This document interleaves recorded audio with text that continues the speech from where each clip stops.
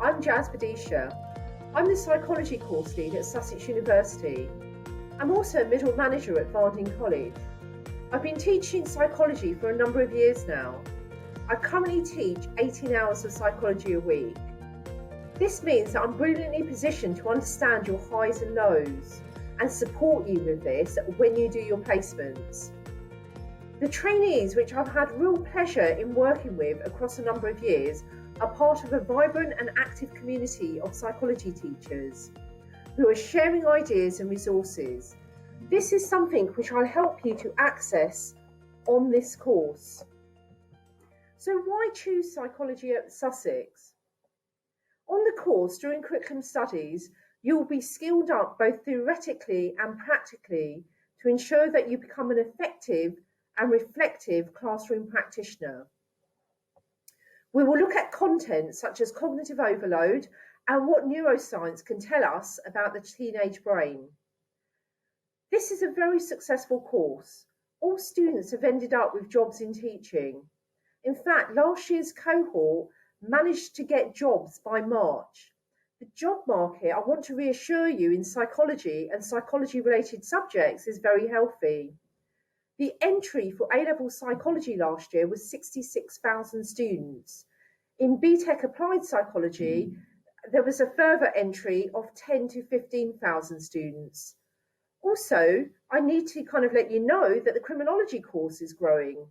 And in a couple of years' time, the criminology course will be equal in numbers as the psychology course, because entries are very, very buoyant in criminology, and as psychology teachers, we have a role to play in this course because there's a huge chunk of psychology that's delivered within the criminology specification. Within 2 to 3 years of doing a psychology PGCE, my ex-trainees have moved very rapidly into management, or some of them have considered educational psychology as a pathway. So it's important to stress that not only are you very employable, but you're keeping your options open when you do a psychology PGCE. Now, very central to the success of this course is the strong partnerships that we have with schools and colleges around the Sussex area and beyond. The assessment. To pass your PGCE year, you basically need to pass your placement, and your awarding is decided by 2 academic assessments. Now, the academic assessments are based on criteria that you should be familiar with from having done your undergraduate degree. So things like application or evaluation are absolutely key to the assessment. So as a psychology student, not only will you be writing in an academic way in which you'll be familiar with the assessment objectives, but these AOs you'll be imparting to your students on your placements as well. The PGCE is the first year of a master's in education. A number of the psychology trainees have moved into doing a full master's course, and they've been very successful with their awarding there as well.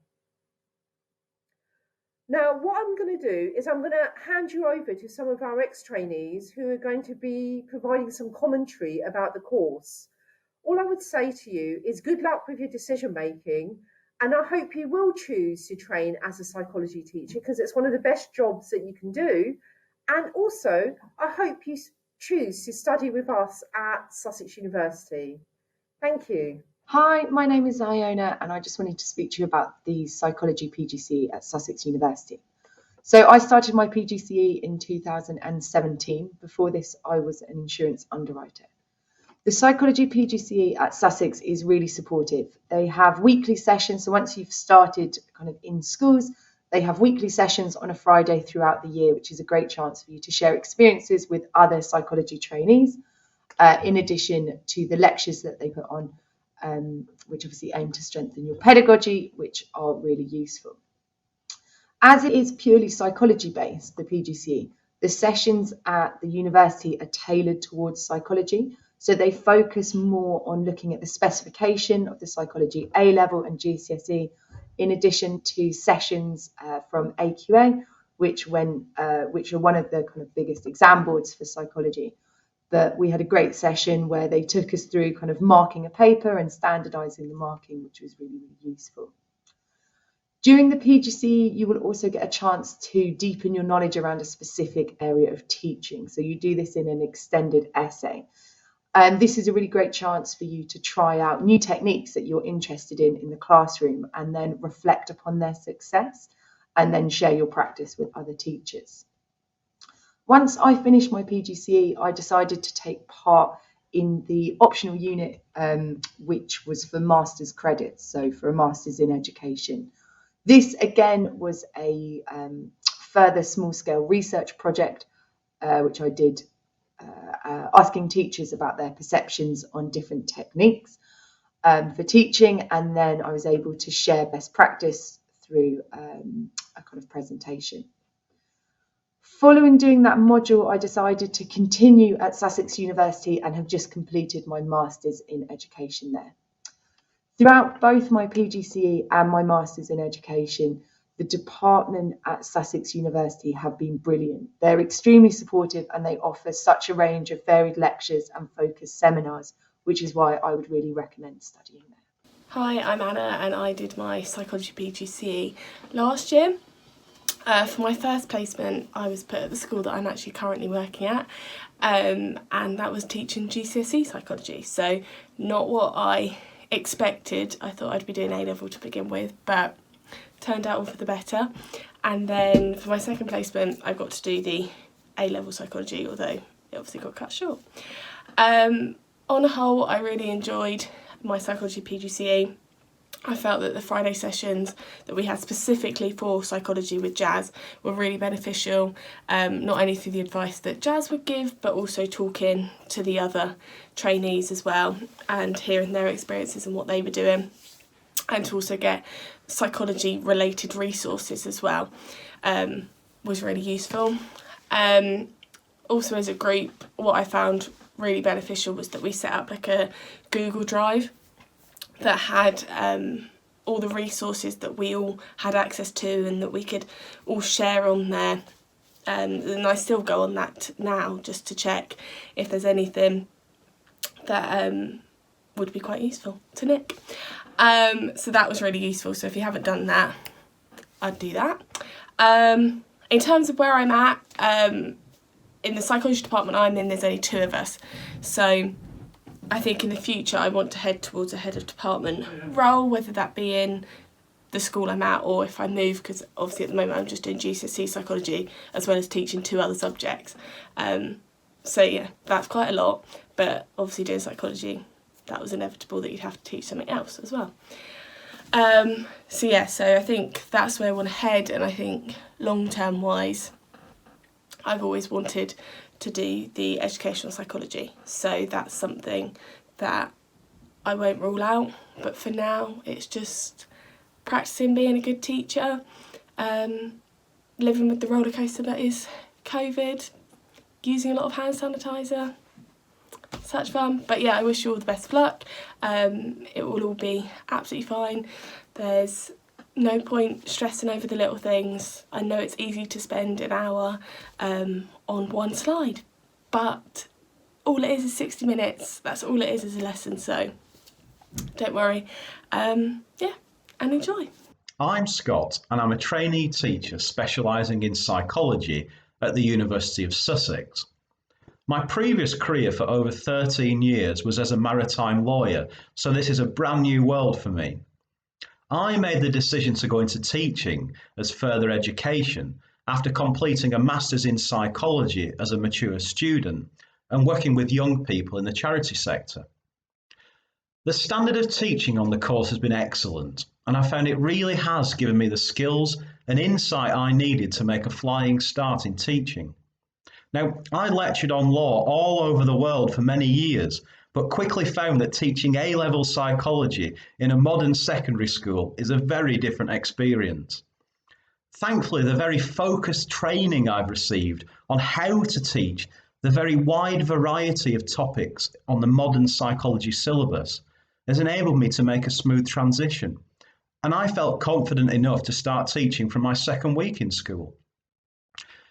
The course at the University of Sussex has included really useful guidance on practical aspects of teaching, such as behaviour management, which is a common concern for people new to teaching like me, as well as teaching techniques and activities that I've been able to use in the classroom straight away to engage students and really make the subject come alive.